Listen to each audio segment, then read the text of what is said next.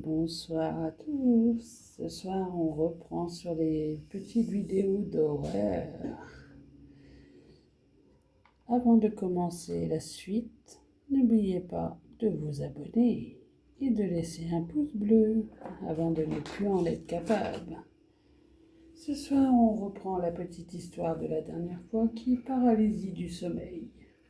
Et qui est plutôt intéressante, je trouve. Enfin, je ne sais pas ce que vous en pensez. À vous de me dire. Là, on en est à l'acte 3. Je n'ai pas quitté mon lit de la journée. Je me sentais vide, pas, pas juste fatiguée, comme si une partie de moi n'était pas revenue. J'ai tenté de lire, de manger quelque chose. Je ne me souviens même pas euh, si je l'ai fait. Ouais.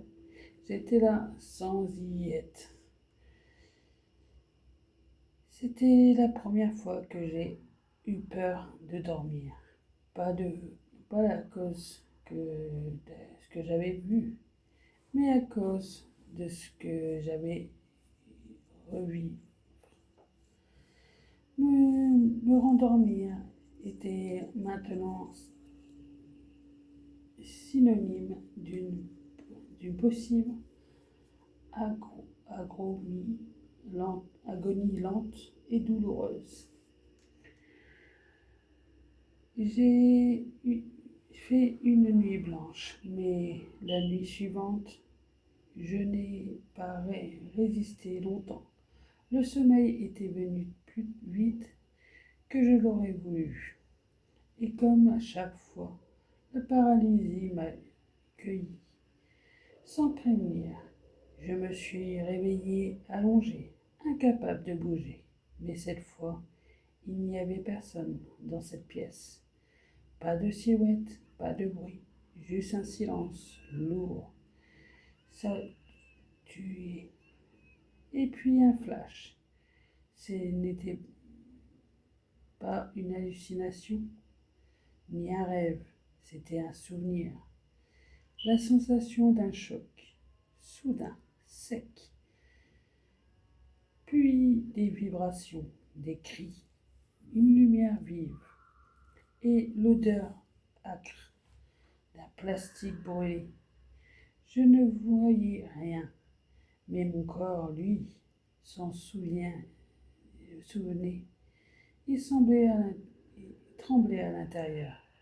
Et moi, je n'étais là, sans comprendre, à respirer dans un espace qui n'existait plus.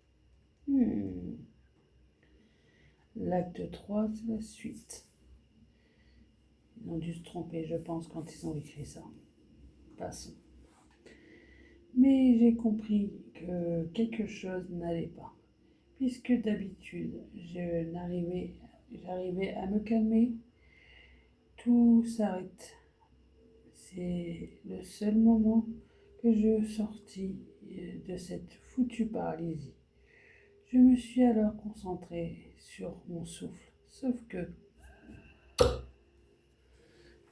c'est là que j'ai entendu et qu'il est revenu. Ça y est, cette fois, c'était perdu. J'allais mourir. Je crois que j'aurais préféré mourir. J'ai senti le matelas s'affaisser sous son poids. Ça n'était rien qu'une hallucination. C'était là que je ne pouvais toujours pas bouger. Mais cette fois, c'était pire que la paralysie. C'était de la vulnérabilité totale. Et puis le silence, pendant quelques secondes. Plus rien, juste ma respiration saccadée. Et cette douleur sourde dans ma poitrine.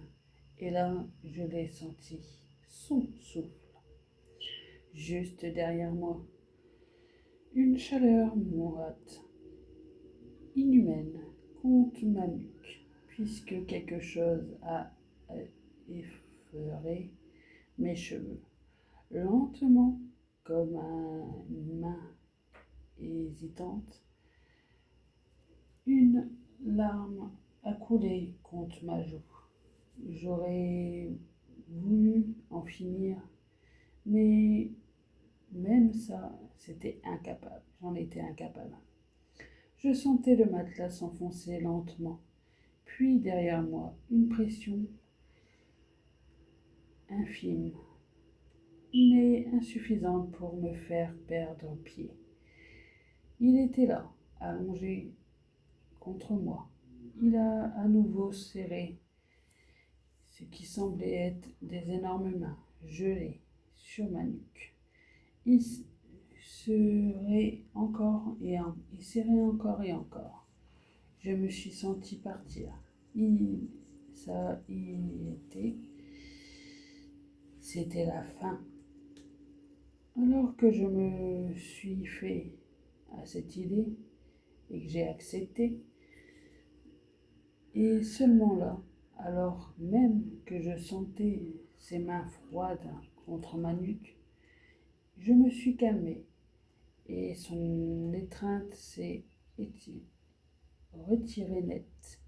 Puis mes yeux se sont fermés. Pas pour fuir, pas pour disparaître, juste pour accepter. Dans l'obscurité de mes paupières, le souvenir est revenu, entier, sans violence. Le choc, la lumière blanche, le froid de métal sur mon dos, les voix de panique, un rythme lointain et ce bip régulier, discret, presque apaisant. Et puis, plus rien, plus de lit, plus de chambre, plus de silhouette, juste un vide calme, comme un espace sans comptoir. Et j'ai compris. Je crois que ça a commencé ce soir-là. Je ne sais plus quand, mais je sais comment. Et maintenant, je suis en paix.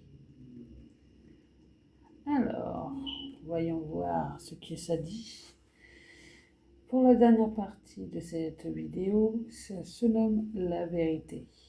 Le témoignage que vous venez de lire est une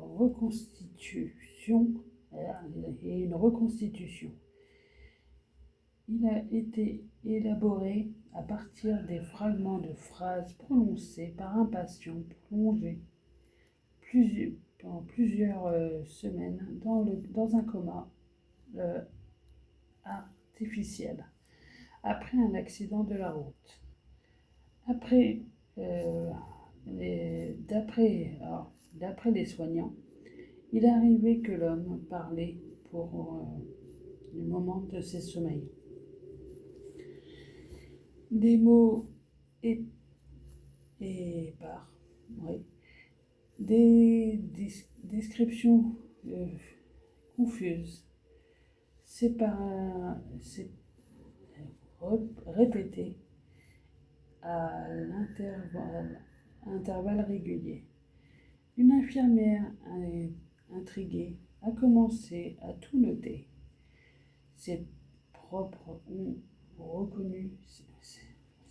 ont reconnu des détails, des expressions familières, des souvenirs partagés.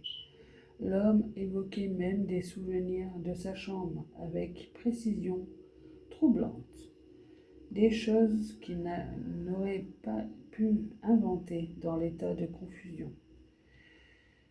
Ce qui a le plus surpris l'équipe médicale, c'est qu'il parlait régulièrement de paralysie de sommeil, alors qu'aucun épisode de ce type n'aurait été signalé dans son passé médical. C'est à partir de cet élément qui était retracer morceau par morceau cette histoire. Il est impossible de savoir qu'il s'agissait d'un délire, d'un rêve ou d'autre chose. Mais une chose est sûre, selon ses proches, ce qu'il décrivait, il semblait avoir vraiment vécu. Plutôt intéressante cette petite histoire. J'aime bien. Alors, pour ce soir, c'est fini. Avant de partir, n'oubliez pas de vous abonner et de laisser un petit pouce bleu. Et ne faites pas trop de cauchemars, surtout. Et à bientôt avec des nouvelles histoires d'horreur.